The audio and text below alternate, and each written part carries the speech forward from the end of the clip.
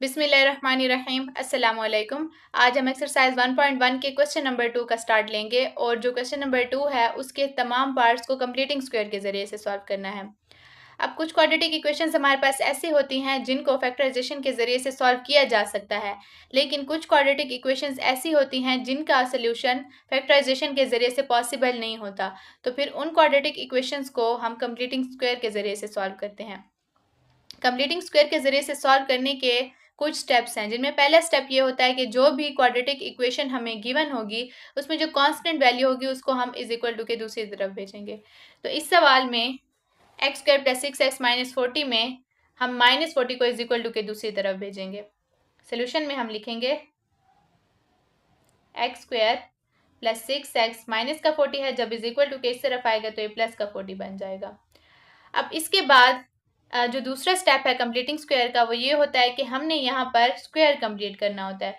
हमारे पास फार्मूला होता है a प्लस बी का whole square is equal to A square plus B square plus 2ab। तो अगर आप यहाँ पर देखें एक्स स्क्वायर की जगह ए स्क्वायर को हम कंसीडर कर सकते हैं और यहाँ पर बी स्क्वायर की वैल्यू मिसिंग है और 2ab की जगह 6x है। तो इसी बी स्क्वायर की वैल्यू को हमने फाइंड करना है और फिर फाइंड करने के बाद इसको हम इस तरह से फार्मूले में क्लोज करेंगे। तो यहाँ हम x का स्क्वायर लिखते हैं प्लस b का स्क्वायर अभी हमें मालूम नहीं है प्लस 2 फार्मूले वाला और a की जगह x और b अभी हमें मालूम नहीं है इज इक्वल टू 40। अब यहाँ हमारे पास 6x है, हमें 2 को ऐसे कौन से नंबर के साथ मल्टीप्लाई करना चाहिए कि 6x आए। तो अगर हम 2 को 3 के साथ मल्टीप्लाई करें तो 6x आ सकता है। इससे हमें ये पता चला कि हमारे पास b की जो वैल्यू है वो 3 है। यहाँ भी हमने b की वैल्यू 3 लिखी और यहाँ भी हम b का स्क्वायर 3 का स्क्वायर लिखेंगे। और कंप्लीटिंग स्क्वायर का फिर एक ये भी स्टेप होता है कि जो भी हमने b की वैल्यू फाइंड की या b का स्क्वायर जो हमने इस तरफ फाइंड किया उसको हम इज इक्वल टू के इस तरफ भी लिखेंगे। तो हम 3 का स्क्वायर यहाँ भी लिख लेते हैं। उसके बाद इस सारे को ही हम a प्लस बी का होल स्क्वायर वाले फार्मूले के हिसाब से क्लोज कर देंगे। तो यहाँ पर a x है और b 3 है, तो हम x प्लस 3 का होल स्क्वायर लिख लेते हैं इज इक्वल टू 40 प्लस 3 का स्क्वायर हमारे पास 9 आता है। x प्लस 3 का whole square is equal to 40 plus 9 is equal to 49। अब हमें x की वैल्यू चाहिए तो हम इस स्क्वायर को ख़त्म करने के लिए दोनों तरफ स्क्वायर रूट ले लेंगे। ये स्क्वायर रूट से कैंसिल हो जाएगा, यहाँ रह जाएगा x plus 3 is equal to 49 एक परफेक्ट स्क्वायर रूट है विच इज़ इक्वल टू 7। और जब भी स्क्वायर रूट ओपन होगा तो हमारे पास दो वैल्यूज आएंगी, एक प्लस में और एक माइनस में। अब हम 1 बाय 1 x प्लस 3 को एक बार प्लस 7 के इक्वल लेंगे और x प्लस 3 को एक बार माइनस 7 के इक्वल लेंगे। ये प्लस का 3 है, जब इज इक्वल टू के इस तरफ आएगा तो माइनस का 3 बन जाएगा और ये भी प्लस का 3 है, जब इज इक्वल टू के इस तरफ आएगा तो माइनस का 3 बन जाएगा।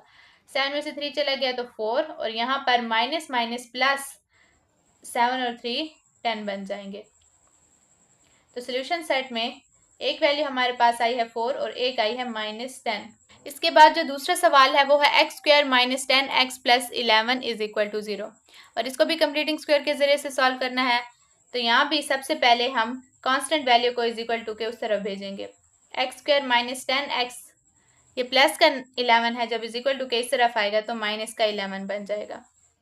अब यहाँ भी हमने स्क्वायर कंप्लीट करना है और यहाँ पर आप लोग देख सकते हैं कि माइनस है, तो यहाँ माइनस वाला फार्मूला अप्लाई होगा which is a minus b का whole square is equal to A square plus B square minus 2ab।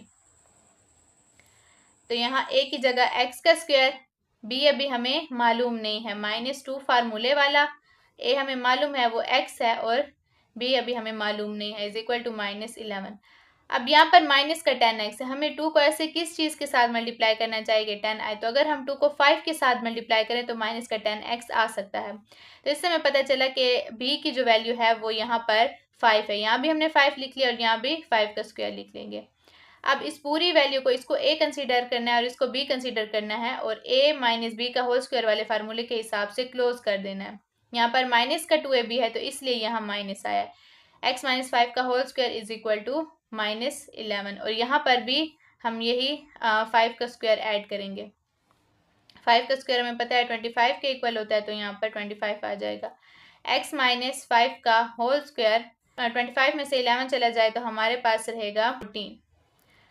अब दोनों तरफ हम स्क्वायर रूट ले लेंगे क्योंकि हमें x की वैल्यू चाहिए। ये स्क्वायर रूट से कैंसिल हो जाएगा। x माइनस 5 और 14 जो है उसका कोई परफेक्ट स्क्वायर रूट नहीं निकलता, तो इसलिए इसके ऊपर अंडर रूट ही रहेगा, लेकिन यहाँ पर प्लस माइनस साथ में आएगा। अब ये माइनस का 5 है, इसको जब इज इक्वल टू के इस तरफ भेजेंगे तो ये प्लस का 5 बन जाएगा, 5 प्लस माइनस अंडर रूट 14। तो सोल्यूशन सेट में दो वैल्यूज आई हैं, एक है 5 प्लस अंडर रूट 14 और एक है 5 माइनस अंडर रूट 14। इसके बाद जो नेक्स्ट पार्ट है वो है 4x square plus 12x is equal to 0। अब इस सवाल में कोई भी कांस्टेंट वैल्यू हमारे पास नहीं है जिसको हम इज इक्वल टू के उस तरफ भेज सकें, तो यहाँ पर हम डायरेक्ट कंप्लीटिंग स्क्वायर से ही स्टार्ट करेंगे। ये हमारे पास ए स्क्वायर की जगह पर है, तो इसको हम 2x का होल स्क्वायर लिखेंगे। बी अभी हमें मालूम नहीं है, 2 फार्मूले वाला और ए की जगह 2x इज इक्वल टू 0। अब हमें इस 2 2s आर 4x बनता है ना। अब 4x को ऐसे किस डिजिट्स के साथ मल्टीप्लाई करना चाहिए कि 12 आए, तो अगर हम यहाँ पर 3 लिखें, 2 2s आर 4 होगा और 4 3s आर 12x बन सकता है, जिससे हमें पता चला कि हमारे पास b की वैल्यू क्या है, 3 है। तो यहाँ भी हम 3 का स्क्वायर लिख लेंगे और इस तरफ भी हम 3 का स्क्वायर लिख लेंगे। अब इस सारी ही वैल्यू को हम 2x प्लस 3 के फार्मूले में क्लोज कर देंगे, इज इक्वल टू 3 का स्क्वायर 9 बन जाएगा। अब हमें x की वैल्यू चाहिए तो हम दोनों तरफ स्क्वायर रूट ले लेंगे। यहाँ रह जाएगा 2x प्लस 3 और 9 एक परफेक्ट स्क्वायर रूट है विच इज़ इक्वल टू 3। और मैंने आपको बताया कि जब स्क्वायर रूट ओपन होता है तो दो वैल्यूज़ हमारे पास आती हैं, एक प्लस में और एक माइनस में। अब 1 बाय 1 हम इन दोनों ही वैल्यूज़ को एक बार प्लस के इक्वल लेंगे और एक बार माइनस के इक्वल लेंगे। 2x plus 3 is equal to 3 और 2x plus 3 is equal to minus 3। ये प्लस का 3 है, जब इज इक्वल टू के उस तरफ जाएगा तो माइनस का 3 बन जाएगा, और ये भी प्लस का 3 है, जब इज इक्वल टू के इस तरफ आएगा तो माइनस का 3 बन जाएगा।